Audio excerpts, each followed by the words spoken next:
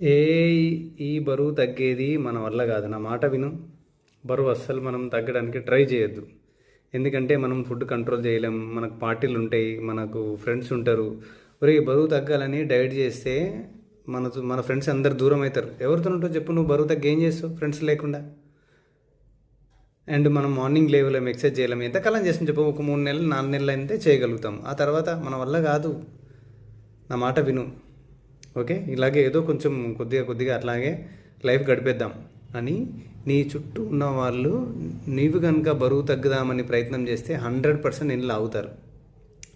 అది వాళ్ళ వల్ల కాదు, నీ వల్ల అవుతుందా లేదా చెక్ చేసుకో. ఎక్కువ మంది చుట్టూ ఉన్నటువంటి వాళ్ళ ఒపీనియన్స్తోనే వాళ్ళ లైఫ్ని ఒక లెవెల్లో ఉంచుకుంటున్నారు. కాబట్టి నీ లైఫ్ని ఎలా ఉంచుకుందాం అనుకుంటున్నావు అండ్ నీవు ఎటువంటి మాటలు నీ చెవిలోకి పంపిద్దాం అనుకుంటున్నావు అటువంటి వాళ్ళతో ఉండు. ప్రతి ఒక్కరితో బరువు తగ్గడం అవుతుంది, ప్రతి ఒక్కరితో ఆరోగ్యంగా ఉండడం అవుతుంది, ప్రతి ఒక్కరికి డబ్బు సంపాదన సాధ్యమవుతుంది, ప్రతి ఒక్కరికి జీవితంలో ఒక సక్సెస్ సాధించడం సాధ్యమవుతుంది.